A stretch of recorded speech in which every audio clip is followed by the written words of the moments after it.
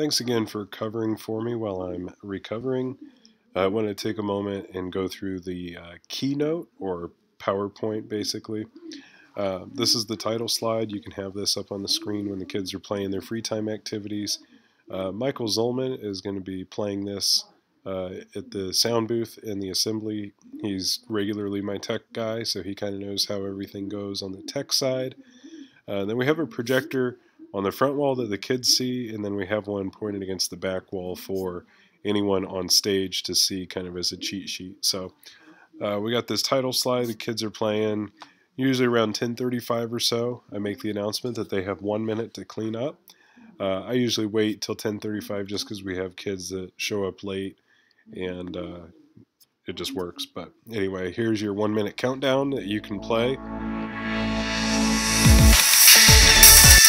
And then after that, we have prayer. We always kick things off with some prayer once we gather everyone over on the rug or the rugs in front of the stage so you can pray.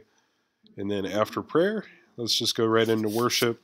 We'll skip the announcements for this morning. For worship, go ahead and invite Hannah up on stage. She'll lead the singing for the kids. They love having her lead the worship. She does a great job. Jaden Luthi may be there, and she can help lead motions. And then I'll also invite 4 kids up on stage to help lead motions, 2 girls and 2 boys. And I'll ask for volunteers, and usually there's a lot of kids that enjoy doing that. Excuse me. So we have 3 songs of worship that Hannah will lead. And then after the 3 songs, you can go ahead and dismiss preschoolers. So your songs are Live It Out, and there's Live It Out, and then we have Love One Another, there's Love One Another, and then Trust in You, which is this one here. And then after this one is over, you can go ahead and you hold the world in your hands to go ahead and stand up. You put the stars in the place. You help me understand, and you guide me for all my days. And everything I do, I will keep my eyes on you. And every Excuse me. So we have the word video here. And then after the word video, we have the slides for the message. So we have the title slide again. This is our theme for this month. It's kind of a Lego type theme. Discover who you're meant to be. And our life app is individuality, discovering who you are meant to be.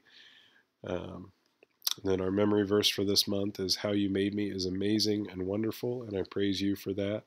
So basically this month's theme is just helping kids understand that, you know, they're not just a run-of-the-mill person, but God really has made us all unique and special. We all have our own distinct fingerprint and our own gifts and abilities, and when we're at the point in our lives where we understand that we're made in His image and we live our lives with purpose, then we become more a part of His kingdom than if we just think life is an accident or something. So that's kind of where we're going with this whole theme. It's more personal to the kids to kind of look at these verses and have this kind of theme. But our lesson for today, our bottom line for this week specifically, is God made me to make a difference.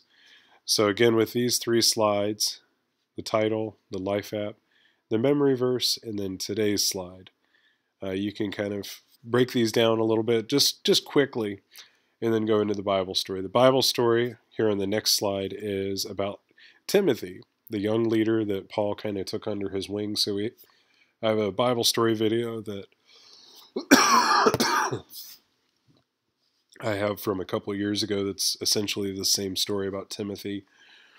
And you can just use this Bible story to encourage the kids that Timothy was a young person just like they are, and Timothy was still able to make a big difference. And you know, of course, there's the famous verse, 1 Timothy 4:12. If you want, you could even encourage a kid who may have brought his Bible to church to crack it open and look it up, 1 Timothy 4:12, and go ahead and read it to the kids and point out just what that verse says about, even though they may be young, they can still set an example in how they live.